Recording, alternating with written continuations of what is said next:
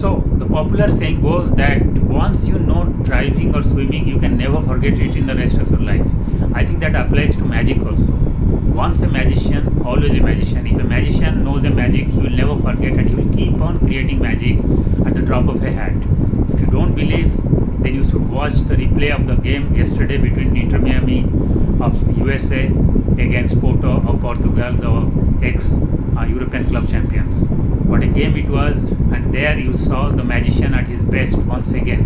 Yes, Leo Messi was the magician who mesmerized the Porto defenders and created magic on the field to not only score one of the greatest goals and also won the game for Inter Miami and putting them in a handy position and comfortable position to qualify for the knockout stage as the first at their first attempt at the FIFA Club World Cup, because it's their debut tournament. So what a fantastic game it was, and Messi rightfully became the most valuable player, MVP of the match. The game started with Messi on top gear, and for 8 minutes Inter Miami were all over Porto's half. But then against the flow of game at the 8th minute, and justifiably so, Porto won a penalty, they converted, and then the game changed its course, and then it became a game dominated by Porto, and Inter Miami were looking rattled and hassled, and they were rugged, and they were again looking like the same Inter Miami which was struggling big time against Al Ahly SC of Egypt in their first round, especially in their first half. But then towards the end of the first half, just before the halftime at the 43rd minute, Segovia scored a brilliant goal to make it 1-1 for Inter Miami, and then they went to the halftime with a different mindset after equalizing at 43rd minute. And when they returned after the halftime, it was Messi show, it was Inter Miami shows. They were all over Porto, and the main architect of that showing was Messi. He was fantastic with his dribbling, with his clinical passing, with his splitting, feeding, and his lobs, and it is volleys, and it is one-to-one, and in every aspect of football he was back to the Messi that the whole world knows as the greatest footballer ever produced, the world has ever produced. But he defied, and his age and the critics distracted by messages and doubts by playing just like the Messi of the whole stage, and he was absolutely brilliant to watch and mesmerizing. And then at 54th minute, when he was about to enter the penalty box and score a goal, he was stopped, and then rightfully he won a free kick. And when Messi takes a free kick, you know there is disaster for the opponents. What a free kick he took! It didn't give any chance to the Porto goalkeeper or any defenders on the wall to have any chance to stop it.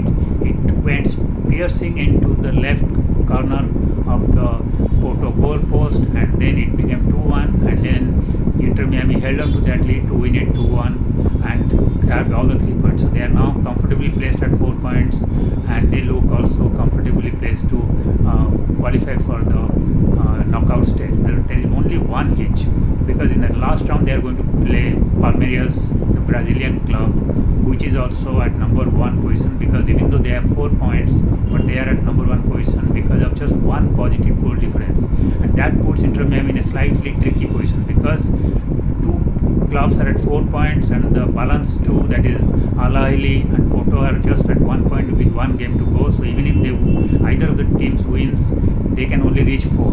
Whereas if Inter Miami and Palmeiras play a strategically or mutually agreed strategically beneficial draw, then they will be at 5 points and both will qualify comfortably to the knockout stage. But then the problem is, if they make a draw and go, then Inter Miami will qualify as the number 2 team, and they may face a tougher opponent in the round of 16. So they would like to have their journey comfortable by trying to go for a win against Palmeiras. And plus, when Messi is there and a whole lot of stars, even though they are aging like Busquets, Suarez and Jordi Alba are there, they would like to stamp their authority and win it and go into the second round or the pre-quarter final as the number 1 team.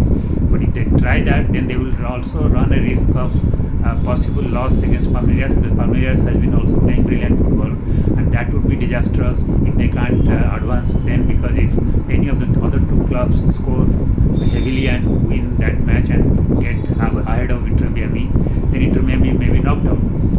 So that will be a decision they have to take, but one believes and hopes hopes, going by the ego and the pride that is involved, that Inter Miami just not may not like to go conveniently with a draw. As a second team, they would like to go for a win. So that should also make it very exciting game in the last round for not only their fans but also all the neutral fans who would like to have a fair contest to see who goes through.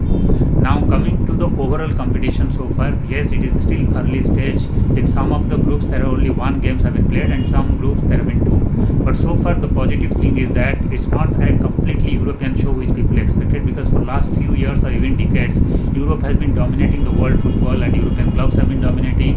And earlier it used to be almost 50-50 whenever there used to be an intercontinental cup between the European champions versus the Latin American champions or the Copa Libertadores champions. So one year you would have a South American club winning, the other maybe a European club winning. So the balance of power was very much equally distributed.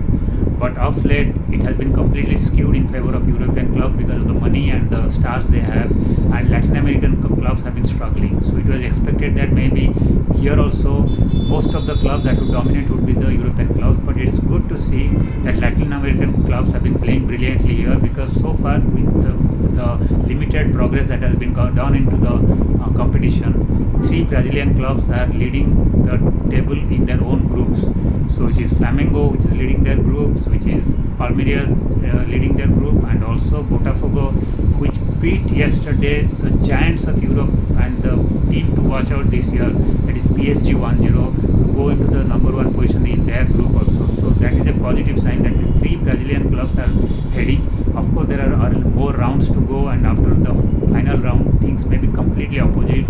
But then, based on the advanced position, based on the position of after 1 week in the club FIFA Club World Cup, Brazilian clubs have been matching up with the best of Europe pretty well.